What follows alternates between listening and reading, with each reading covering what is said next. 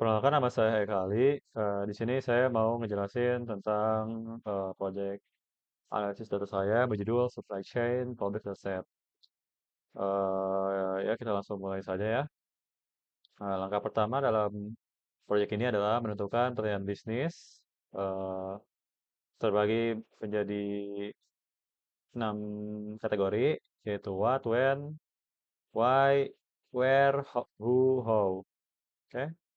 Yang mana pertanyaan ini akan menjadi pedoman kita dalam melakukan analisis data seperti persentase, profit, bulan-bulan, jauh, jarak, region, dan lain-lain. Ini akan kita jelaskan nanti.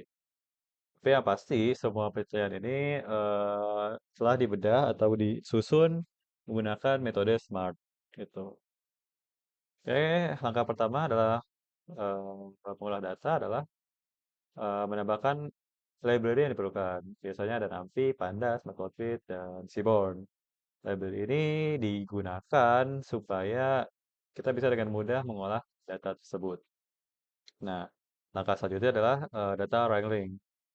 Yang pertama, step pertama dalam data wrangling adalah data gathering.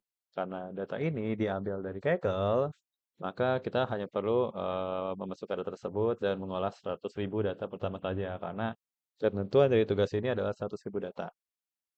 Gitu. Nah, setelah kita cek, ternyata data yang kita miliki itu terdapat 53 kolom. Jadi karena kalau kita pakai DF flat biasa,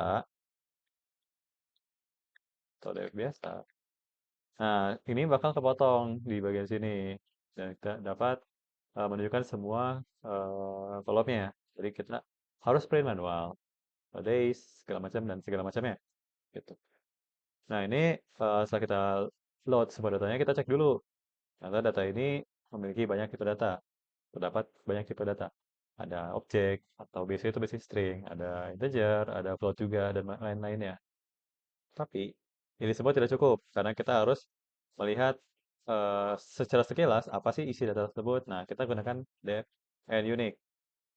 Ini tuh eh, pakai data type. Data di tipe ini terdapat 4 tipe data ya, 4 spesies data gitu. Dan yang paling banyak itu ada 100.000 gitu. Nah, ini semua harus dicek. Nah, setelah kita lihat, kita bisa dan kita cocokkan dengan tipe datanya, kita bisa mengambil kesimpulan awal, yaitu ada data numerik, tapi ini continue atau potensial, biasanya harga. Ada juga data numerik yang integer atau count. Ada kategorikal dengan spesies yang sangat rendah. Ada string atau free text, atau tipe data yang memiliki spesies sangat banyak atau kalimat sangat tinggi. Ada daytime juga, ada geospatial, ID, dan bisa terlihat dari awal itu useless, dan ada zip code. Nah, kita cek dulu lagi, ada data itu ada yang duplikasi atau tidak.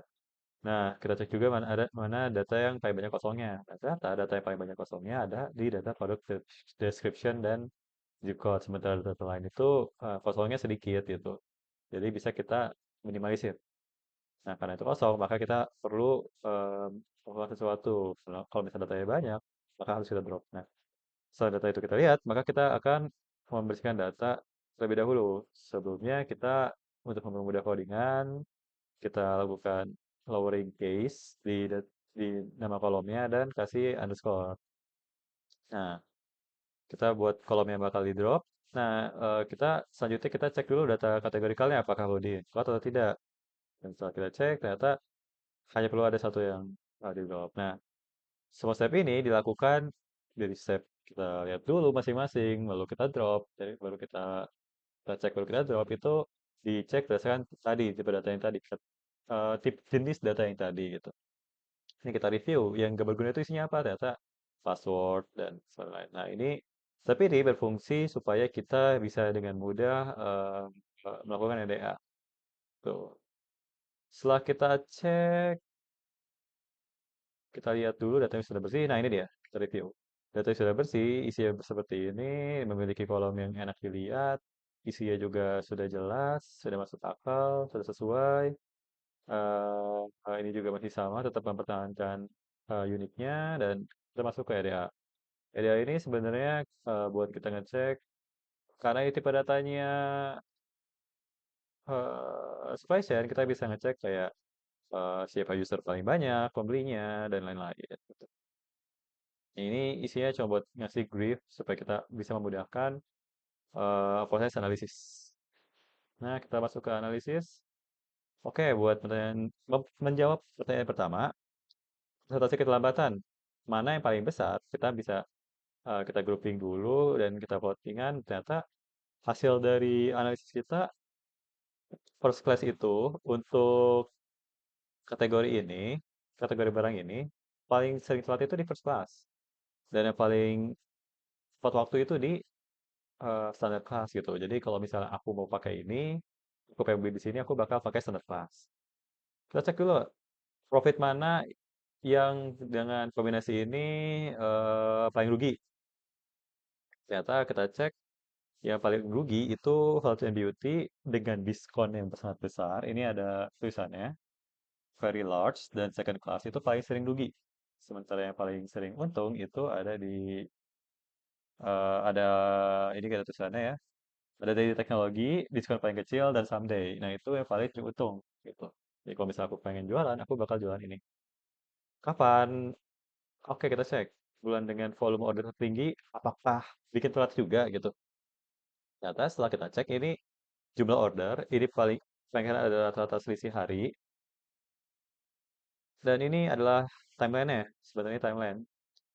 Bisa kita lihat sebenarnya eh kalau misalnya dia sibuk juga, telat juga enggak gitu. Tapi kalau misalnya jumlahnya sedikit, dia malah paling sering telat gitu.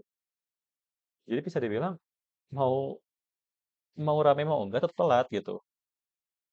Nah, seberapa sering estimasinya salah?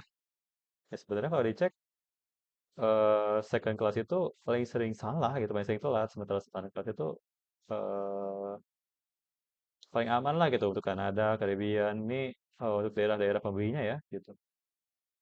Oke, lanjut kenapa rata-rata profit apakah positif?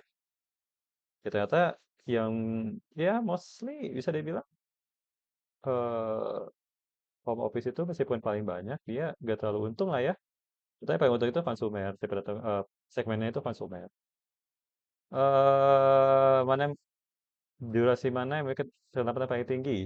Lagi, ternyata kalau bisa kita kirim ke setelah Asia, beberapa setelah itu hampir paling banyak plat. Sementara kalau misalnya ke Kanada, saya itu paling sering on time gitu. Oke, profit mana yang paling rendah? Dan maksudnya apa sih yang bikin itu rendah? Kayak kategori, segmen mana?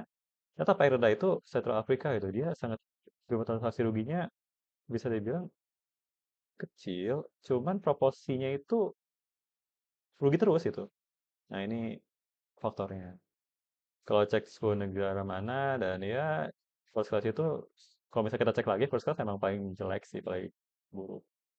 Oke, bagaimana yang total salesnya paling tinggi tapi ordernya rendah. Jadi dia tuh sering beli tapi rugi. Ternyata home office penyebabnya diskon bukan? Enggak, bukan. Apakah kategori yang bikin diskon? Ya bukan juga gitu. Ternyata penjualannya juga normal-normal saja sih kalau dipikir-pikir. Gitu, departemen mana yang paling sering telat, tapi harga paling tinggi, pet shop. Gitu. Jadi pet shop itu departemennya paling telat, tapi harganya mahal gitu. Nah, ini juga sama ya, region mana yang paling sering tepat waktu, mana yang bukan. Ya, dan pola mana yang apakah semua diskon itu untung? Ternyata bukan. Yang paling untung itu untuk kategori ini clothing ya 30%. Ya, gitu aja. Sekian dari saya. Terima kasih. See you in next video. Adios.